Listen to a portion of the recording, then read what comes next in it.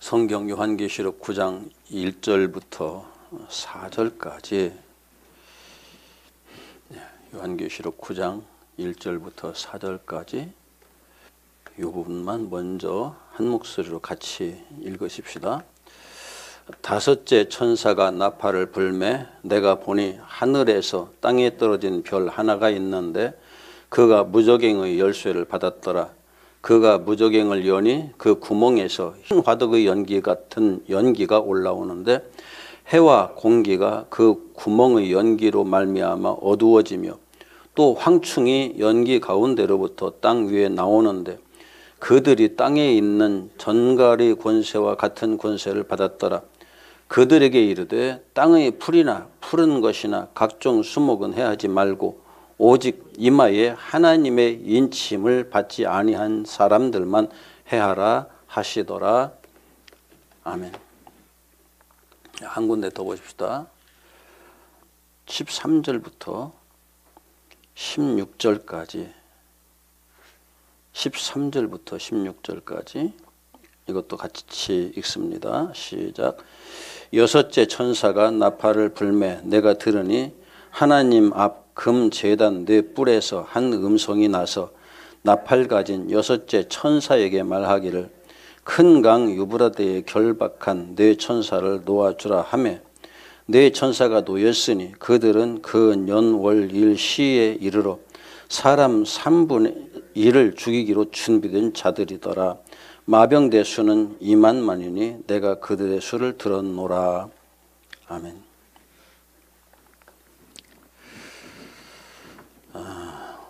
오늘도 이 원고를 다 보면서 말하면은 시간도 많이 갈 것 같고 그래서 원고는 어제 읽어오라고 부탁을 드렸었는데 이거 가지고 가서 또 집에서 읽으시고요.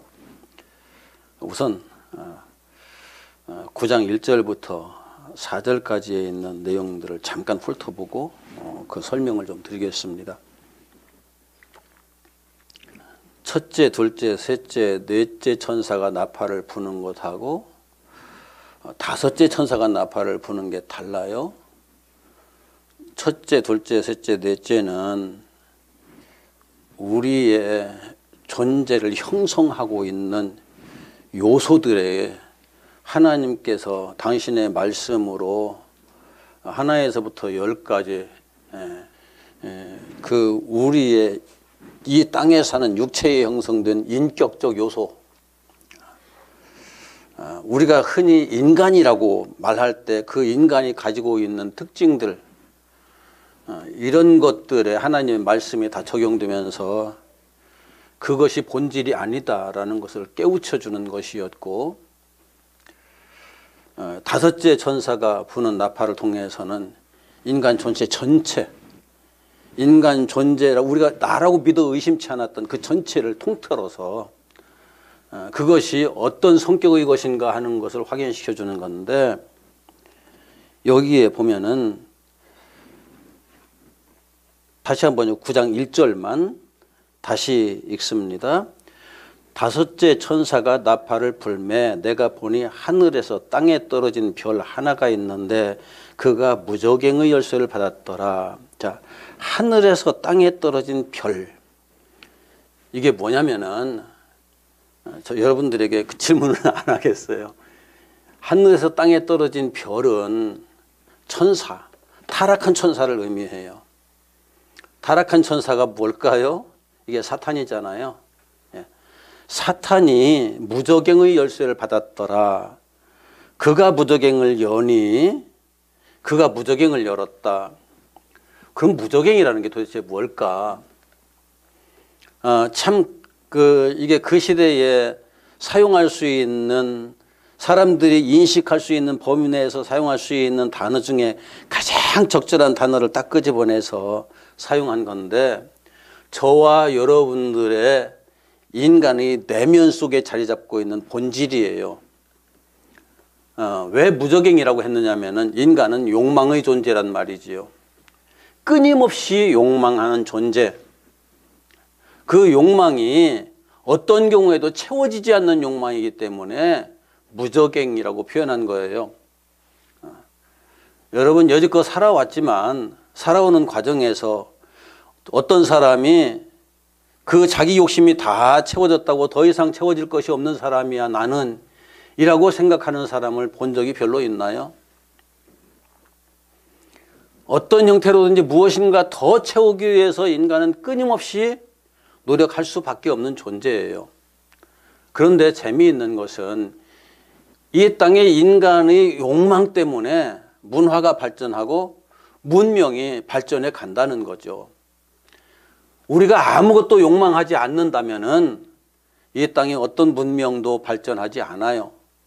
배우려고 하지 않고 돈 벌려고 하지 않고 더 먹으려고 하지 않고 건강하려고 애쓰지도 않고 아무런 욕망이 없다고 그러면은 인간의 역사가 발전할 수가 없어요. 그런데 욕망이 있기 때문에 이 땅에 인간의 문명이 발전하는 거예요. 역사가 발전해 가는 거예요. 그런데 그 결과가 어떻게 가느냐? 성경에서는 그건 결국 바벨탑을 쌓는 것에 지나지 않는다. 바벨이라는 성을 짓고 바벨탑을 쌓는 것일 뿐이다. 그 이상도 그 이하도 아니다라고 성경은 우리들에게 이미 가르쳐 줬어요. 지금 우리들이 문명이 계속 발전해 가면은 인간이 하나님처럼 될 것 같죠? 이게 사탄의 유혹이거든요. 내가 선악을 알게 하는 지식을 취하면은 내 것으로 만들면은 너는 하나님과 같이 될 거야 라고 사탄이 말했던 것을 아담이 그대로 받아들였어요. 그것이 우리 인간에게 지금까지 고스란히 그대로 작용하고 있는 거예요. 이것이 끊임없는 욕망이 되어서 이 세계에 인간이 하나님처럼 되고자 하는 일들을 계속 만들어가죠. 지식도 더욱더 확장시켜가고 과학도 확장시켜가고 인간이 할 수 있는 모든 능력들을 최대한 상승시켜가면서 문화를 발전시키고 문명을 발전시키는데 그러다 보니까 이게 사람이 점점 더 그쪽으로 가면 갈수록 하나님이 필요치 않은 존재가 되어가는 게 사실이에요. 육신으로서는 그래요. 그래서 사람들은 이제는 하나님을 찾는 사람들이 자꾸 줄어가는 거예요. 옛날에는 조금 몸만 아파도 아이고 하느님 했습니다. 이제는 어지간히 몸이 아프면 병원으로 가죠. 아이고 하나님 찾는 사람 없어요. 그런 것부터 시작해서 하나에서부터 10까지 하나님을 찾을 일이 점점 줄어들죠. 이게 무저갱의 존재가 만들어 온 역사예요. 그런데 무저갱이란 말이에요. 아무리 채워도 끝이 없는 무저갱이란 말이에요. 이걸 현대어로 바꾸면 블랙홀이라고 말씀드렸죠. 우리나라 조선시대의 표현대로 하면 밑 빠진 독이다. 이렇게도 표현할 수 있겠죠. 그런데 이 무저갱을 2절에 그가 무저갱을 여니 그 구멍에서 큰 화덕의 연기 같은 연기가 올라오매 무저갱을 누가 연다고요? 사탄이 열어요. 사탄이. 여러분과 나의 욕망의 문을 누가 여느냐? 사탄이 연다고요. 여러분과 나에게 그 무저갱으로부터 나오는 모든 것들이 나올 수 있도록 충동질하는 것은 사탄이에요. 하나님께서 하시지 않아요. 이건. 그런데 이게 본래 우리 안에 있는 거거든요. 우리 안에 없는 것이 사탄이 만들어서 생기는 것이 아니라 본래 이 무저갱 안에 있는 거예요.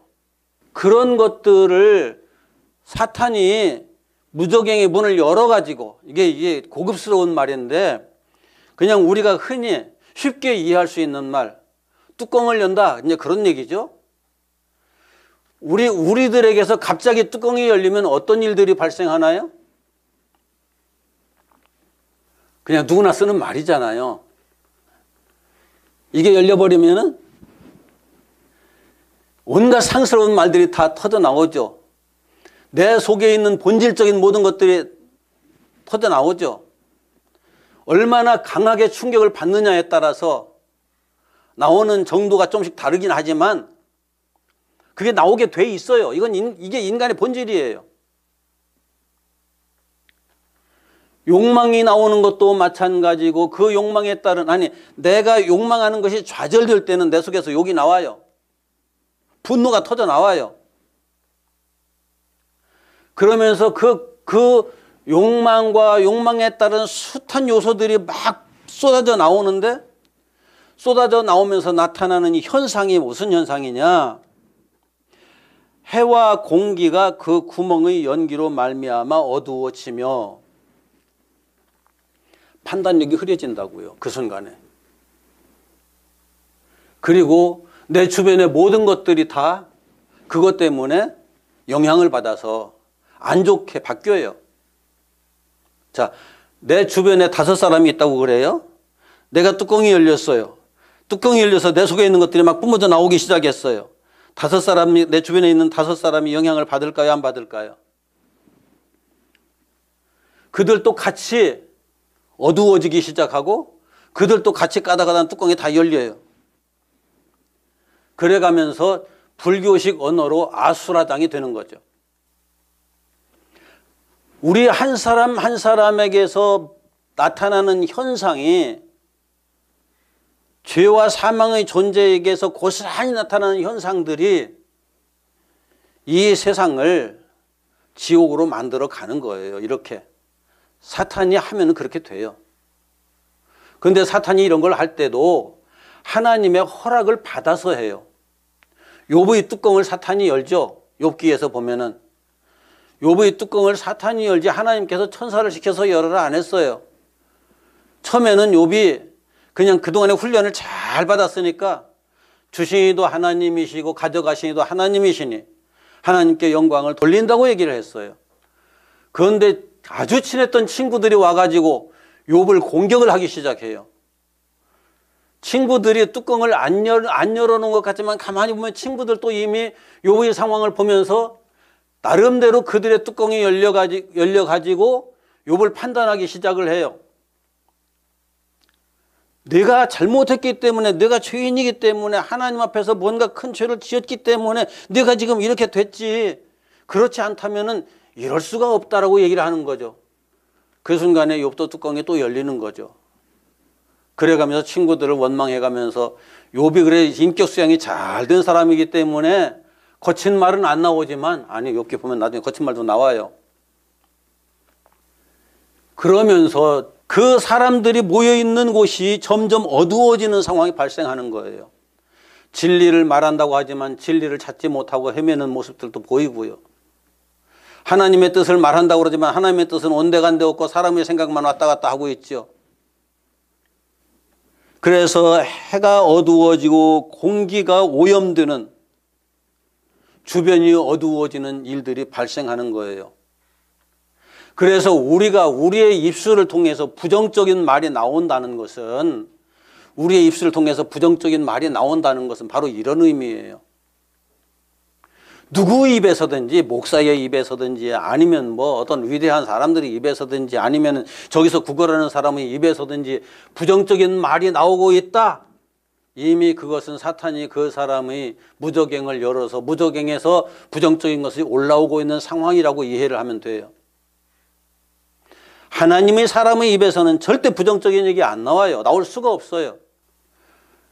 절대 부정적인 그 요소들이 나오지 않는다는 것은 하나님의 사람은 성령의 지배를 받기 때문이에요.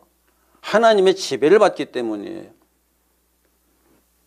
그런데 연기만 나오는 것이 아니라, 자 3절, 또 황충이 연기 가운데서 땅 위에 나오매 그들이 땅에 있는 전갈이 권세와 같은 권세를 받았더라. 황충인데 황충이 여기서 이제 메뚜기 정도로 이해를 하면 돼요. 그런데 단순한 메뚜기가 아니고 전갈과 같은 메뚜기란 말이죠. 메뚜기는 그렇게 두려운 존재는 아니죠. 그렇게 우리를 위협할 수 있는 존재는 아니죠. 전갈은 안 그렇잖아요. 건드리면은 독침으로 쏴가지고 고통을 주든지, 아주 독한 전갈은 쏘이면은 사람 죽거든요. 그러니까 별것 아니야라고 생각했는데 그 전갈에게 당하는 거죠. 전갈인 줄 미리 알았으면 피하겠죠. 그런데 메뚜기처럼 생각했다가 당하는 거예요.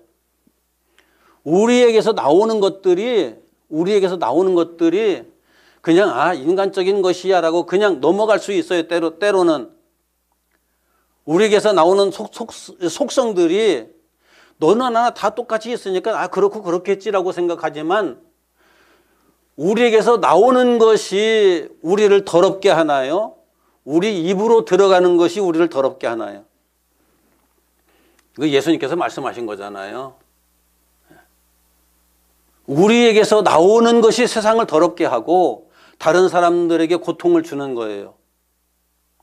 화합을 깨뜨리고 시비를 만들고 그래서 거기서 싸움이 일어나고 크게는 전쟁도 일어나는 거죠. 우리 인간에게서 나오는 요소들이 때에 따라서는 정말 하나님께서 천사를 통해서 나오게 하는 것이라면 아무런 문제가 없겠지만은 천사를 통해서 나오게 하는 것이 아니라면 반드시 거기에 시비가 붙어요.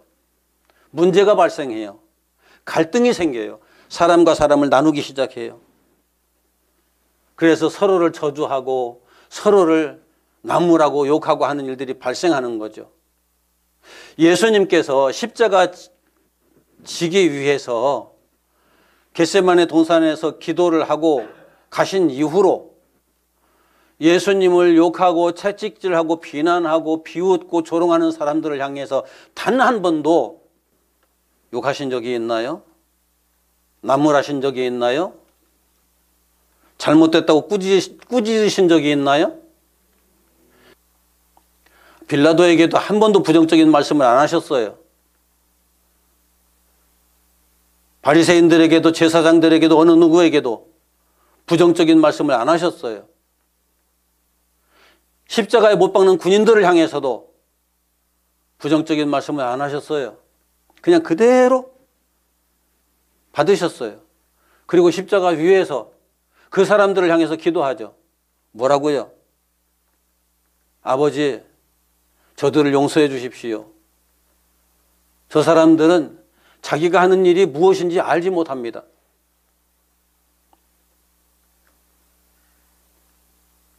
인간은 그렇게 하지 못해요. 인간은 무저갱을 가진 존재이기 때문에 자기가 그 순간에 쏟아낼 수 있는 모든 비난을 다 쏟아낼 거예요. 예수님과 같이 못 박힌 강도들을 보면 알잖아요.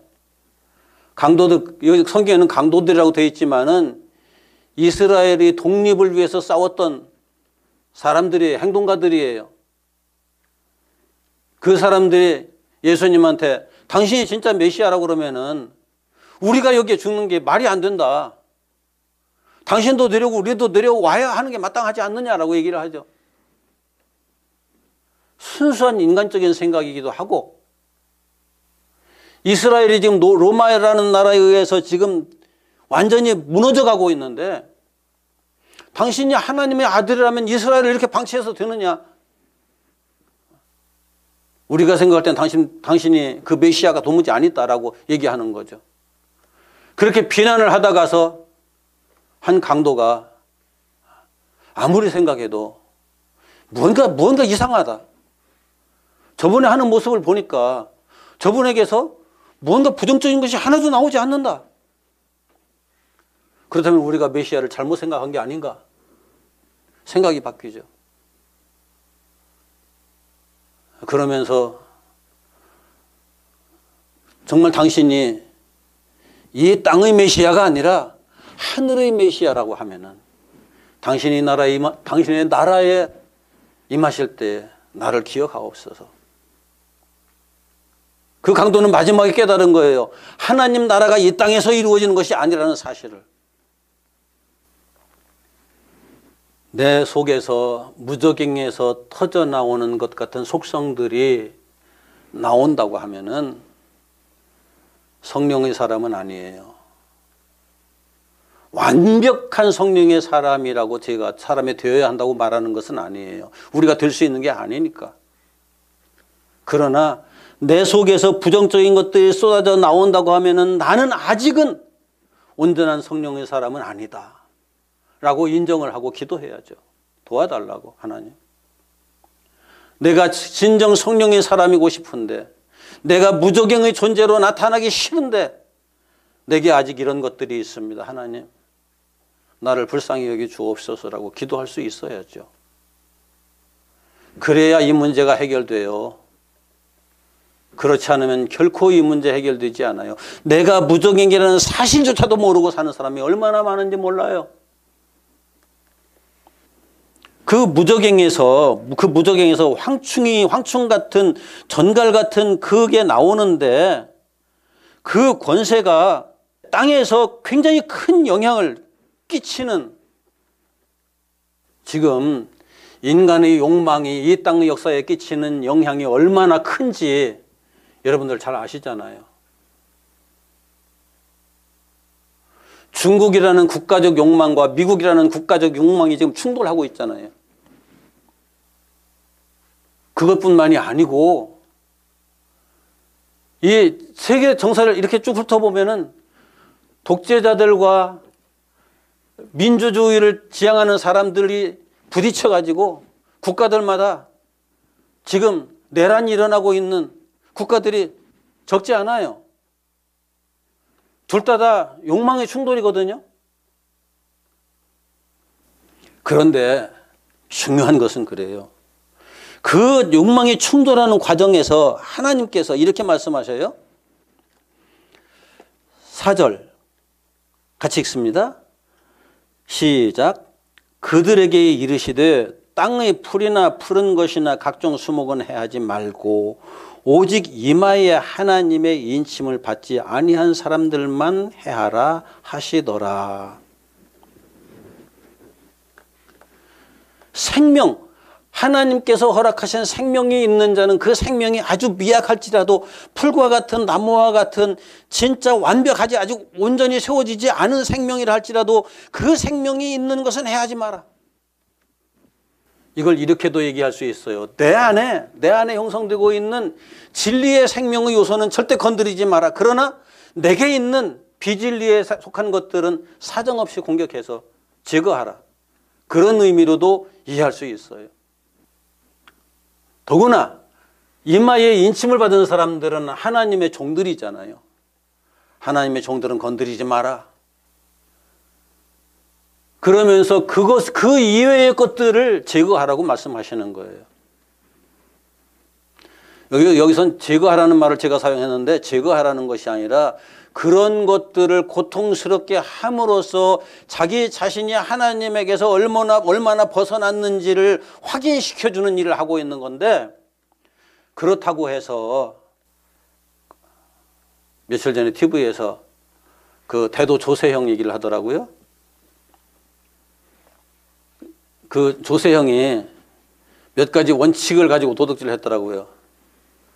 외국인 집 털지 않고, 가난한 집 털지 않고, 판사나 검사 집 털지 않고 등등등등 해가면서 이런 거 다 이렇게 원칙을 딱 세워놓고 도둑질 했더라고요. 그래서 대도라는 이름이 붙었어요. 사람들이 어떤 면에서는 이렇게 존경하는 마음으로. 근데 감옥에 들어갔다가 전도받고서 전도사가 됐었거든요. 간증하러도 많이 다녔었죠. 그런데 이게 인간의 본성은 결코 버리지 못한다는 걸 나중에 확인을 했잖아요. 우리나라에서 도둑질한 게 아니라 일본에 원정 가서 도둑질했어요.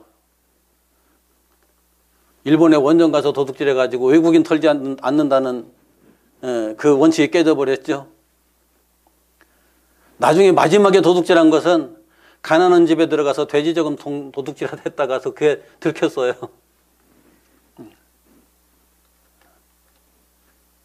가난한 집 털지 않는다 원칙 깨졌죠. 인간이 세우는 원칙은 아무런 의미가 없어요. 본질이 더 강하게 작용을 하죠. 본성이. 자기가 가지고 있던 본성이. 인간이 스스로 본성을 이길 수 있다? 순간적으로 감동을 받아서 내가 하나님 믿겠습니다. 예수님 믿겠습니다. 이렇게 앞으로 착하게 살겠습니다. 하나님께 뼈가 부러지는 것 같은, 뼈가 사가 내리는 것 같은 그런 회개를 거치지 않으면은 본성이 바뀌지 않아요. 절대 바뀌지 않아요. 순간적인 감동 가지고 절대 안 바뀌어요. 피눈물을 흘리는 회개의 역사가, 거듭남의 역사가 이루어지지 않으면은 우리가 겉으로 보기에는 아무리 그럴듯하게 참 멋있게 사람 바뀌었다? 아니에요. 천만이에요.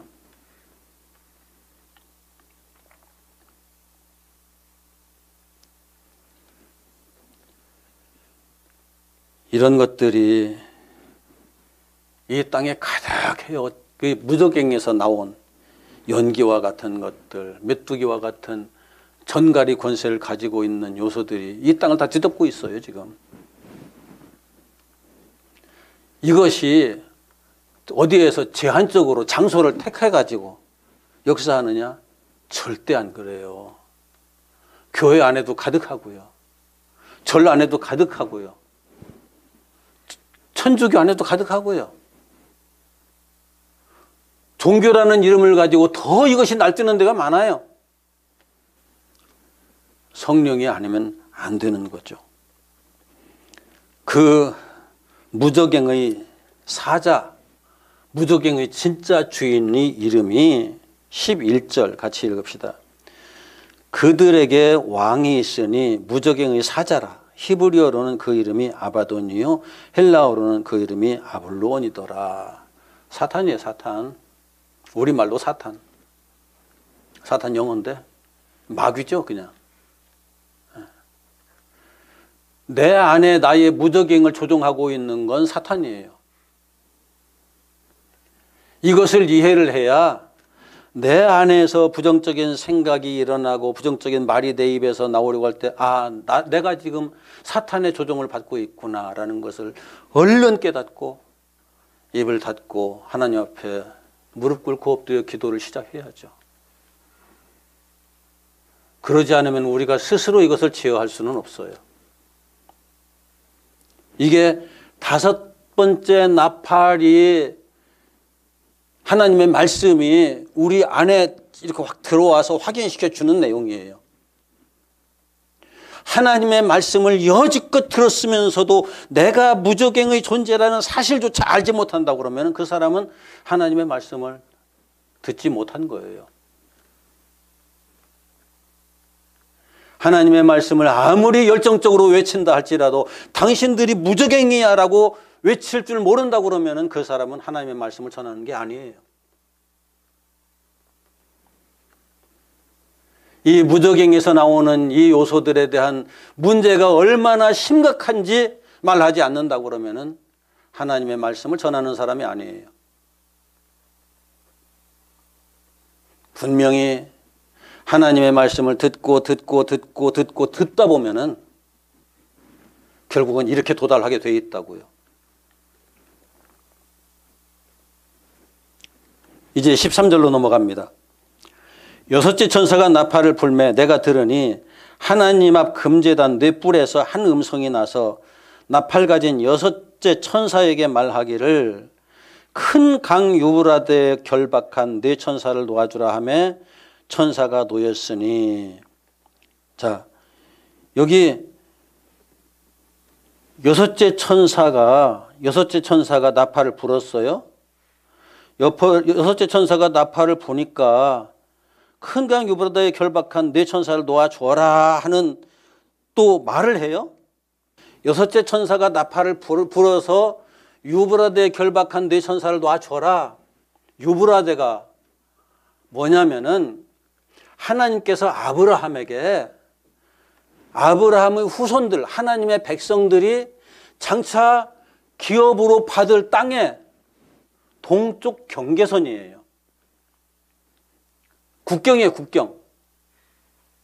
아브라함에게 애굽 강에서부터 유브라데까지 주겠다고 하나님께서 약속하셨거든요. 나중에 이것은 다윗 왕국 때에 가서야 정치적으로 성립이 돼요.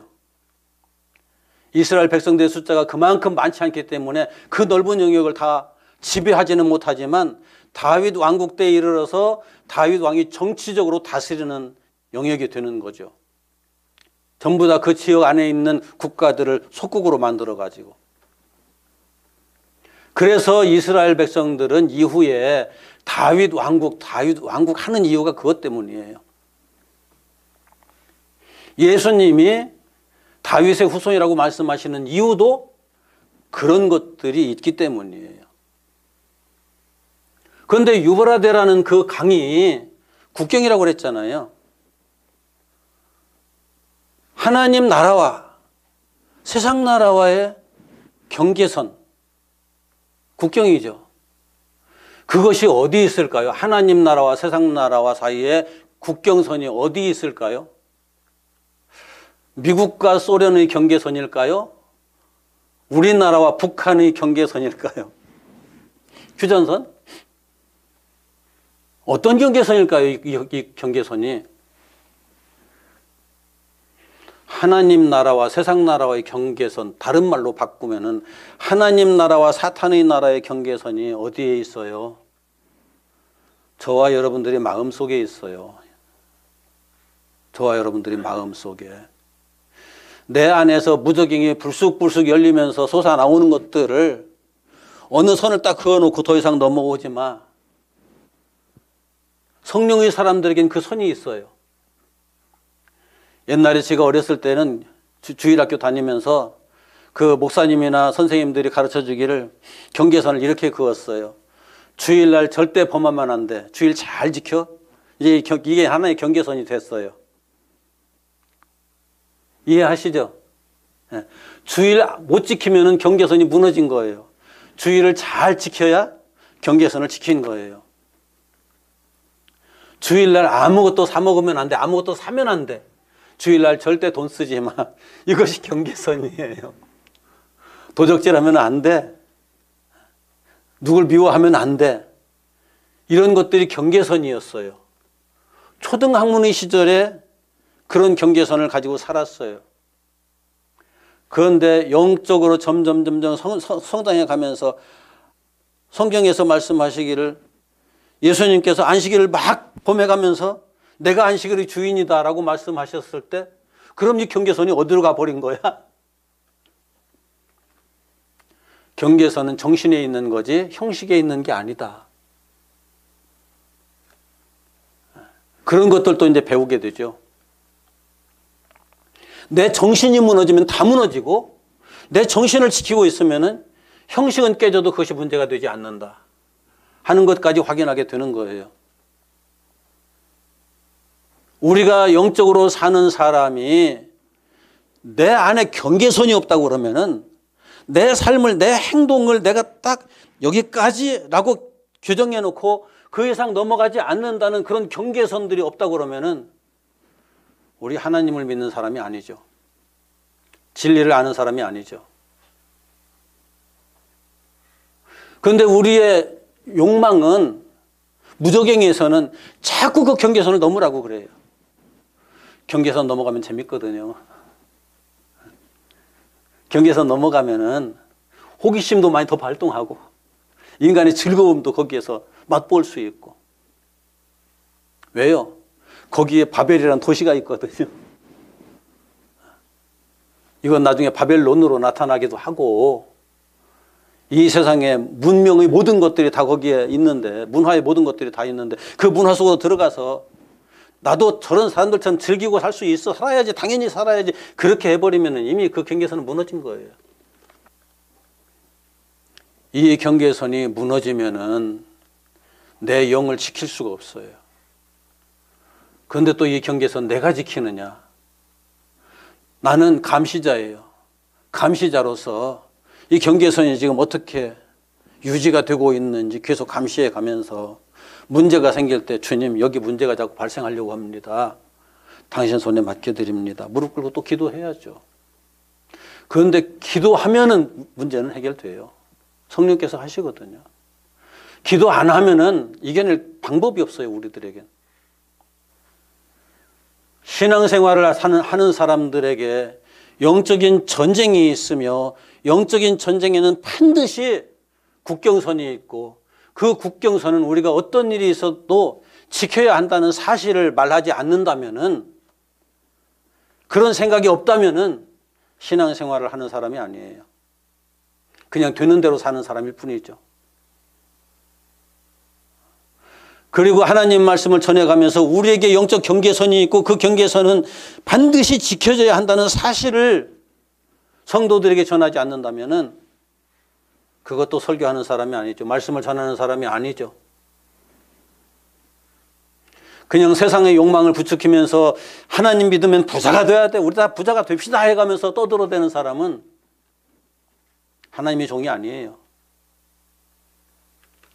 하나님의 사람은 이 땅에서 권력을 가져야 돼. 권력의 중심에 서야 돼. 권력을 말하고 있는 사람은 하나님의 종이 아니에요. 말씀의 종이 아니에요. 전쟁이 일어났을 때 기꺼이 십자가를 지고 십자가를 향해서 가면서 저들이 몰라서 그렇습니다. 주님 용서하십시오라고 기도할 수 있는 사람이 되라는 거예요. 이게 영적 싸움에 승리하는 거예요. 이 영적 싸움을 제대로 이해를 못하면은 이것을 물리적 싸움으로 바꿔가지고 주먹 다짐하고 욕하고 떠들고 되모를 하고 그런 형태로 바뀌는 거죠. 하나님의 말씀을 아는 사람이 아니에요. 성령을 아는 사람이 아니에요. 진리를 아는 사람이 아니에요.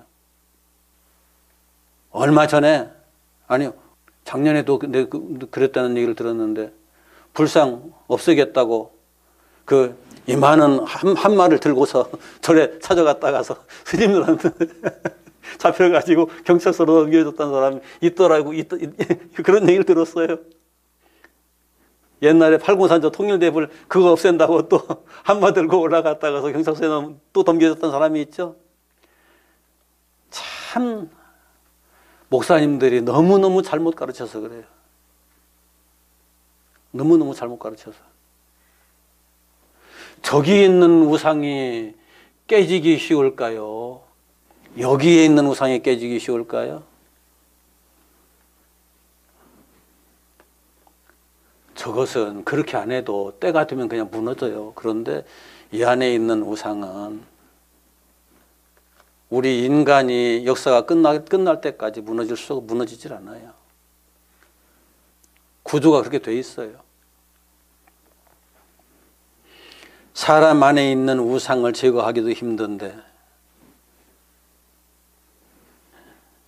그 전선에서 유브라데스 싸움이 얼마나 치열한가 하는 것이 그 아래로 쭉 나와 있거든요.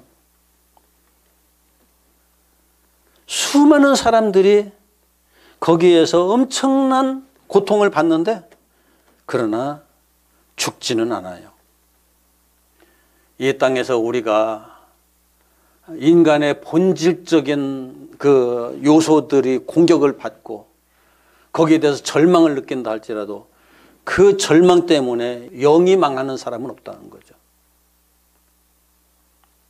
분명한 것은 자 20절 21절 같이 읽읍시다. 이 재앙에 죽지 않고 남은 사람들은 손으로 행한 일을 회개하지 아니하고 오히려 여러 귀신과 또는 보거나 듣거나 다니거나 하지 못하는 금, 은, 동과 목석의 우상에게 절하고 또 그 살인과 복술과 음행과 도둑질을 회개하지 아니하더라. 절대 회개할 줄 모르는 사람들 있죠. 아무리 아까 조세영이 얘기했는데 회개해서 전도사 된 것 같았지만은 아니었잖아요. 인간의 본질적인 문제는 절대 변하지 않는다 하는 이야기를 여기서 이렇게 확인시켜 주는 거예요. 그런 사람들은 끝까지 우상 숭배에서 벗어나지 못한다. 제일 큰 우상이 어디에 있다고요? 자기, 나, 내 안에 떡 버티고 서 있는 나라고 하는 것. 이게 나야 라고 내가 생각하고 있는, 꼭 붙들고 있는 이것. 이것이 주님께서 십자가로 깨뜨리지 않으면은 절대 깨지지 않아요. 절대 깨지지. 그래서 바울이 이렇게 선언하는 거예요. 내가 그리스도와 함께 십자가에 못 박혔나니 이제는 내가 산 것이 아니요 내 안에 그리스도께서 사신 것이라. 그렇다고 해서 십자가에 못 박혔기 때문에 죽어서 없어졌다, 그건 아니에요. 여전히 남아있어요. 다만 힘을 못 쓴다. 저것은 더 이상 나를 지배하지 못해 라고 선언을 하는 거죠. 내 속에 있는 욕망은 나를 더 이상 지배하지 못해. 내 속에 있는 남을 시기하고 저주하고 미워하는 그런 마음, 더 이상 나를 지배하지 못해. 내 속에 있는 쓸데없는 두려움, 더 이상 나를 지배하지 못해. 나는 하나님의 사람이야. 그런 것들 기꺼이 사탄이 다 가져가도 나는 거의 전혀 신경 쓸 일이 없어. 나는 이 땅에서 오늘 이 순간 삶을 마친다면 하나님 나라에 가 있을 거야. 라는 그 믿음이 우리로 하여금 이 모든 것을 다 극복할 수 있게 해주는 거죠. 이기게 해주는 거죠. 그 믿음이 우리들에게 있어서는 새로운 생명의 능력인 거예요.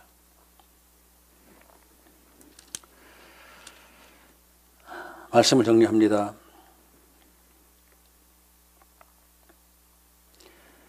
성경을 읽어가면서 이런 것들을 보면서 무적행이 어디 있나? 보일까요?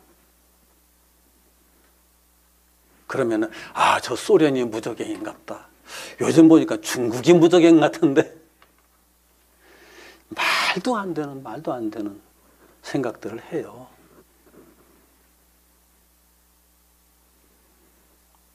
유브라데가 어디 있나? 유브라데 저 중동아시아에 유브라데 강이 있잖아.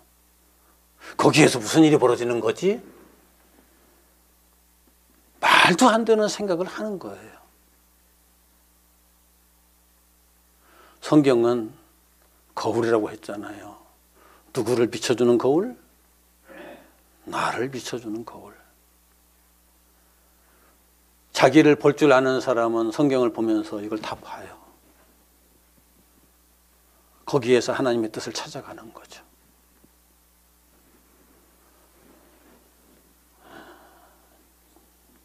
좀 더 상세하게 설명을 하고 싶어도 예배의 시간을 자꾸 한없이 늘릴 수가 없어서 요약해서 설명을 드렸어요.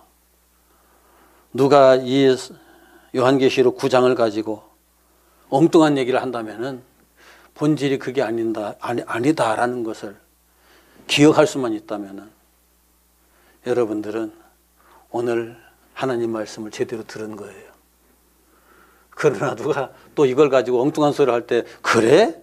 하고 귀가 그쪽으로 쏠려버린다고 그러면은 오늘 말씀 제대로 듣지 못한 거예요. 꼭 기억하시기 바랍니다. 그리고 유인물 드린 거 꼭 다시 한번 제가 드린 말씀들을 생각해 가면서 읽으면서 확인할 수 있기를 바랍니다. 기도합시다.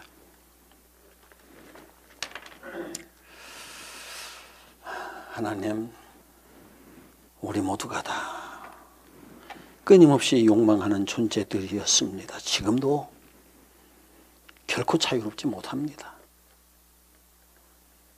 이 육체에 거하고 있기 때문이고 이 육체의 권세로부터 완전히 벗어날 수 없는 한계성도 있기 때문입니다. 하나님의 형상이 떠나버린 이 빈 밑빠진 독에 지나지 않는 육신을 우리가 얼마나 의지하면서 살았는지, 그것의 지배를 받으면서 살았는지 다시 한번 생각하게 하시고, 주님께서 당신의 생명으로 우리 안에 가득히 채워주셔서 더 이상 이 무저갱의 영향을 받지 않는 사람들로 굳건히 세움받게 하옵소서. 하나님의 형상인 주님만이 내 안에 채워짐으로 이 무저갱으로부터 해방될 수 있음을 깨닫게 하시고, 그 일을 위해서 끊임없이 기도를 멈추지 않는 우리의 삶이 되게 하옵소서.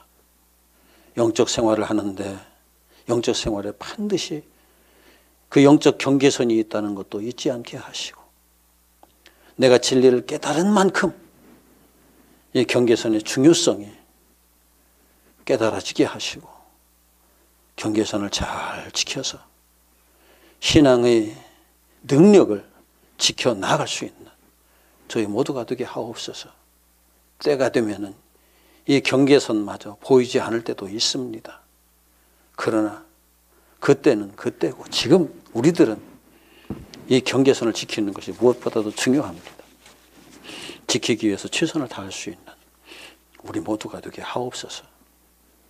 오늘도 말씀 속에 진리 속에 성령으로 역사하신 우리 주님께 감사 영광을 돌려엎고 예수님의 이름으로 기도드립니다. 아멘.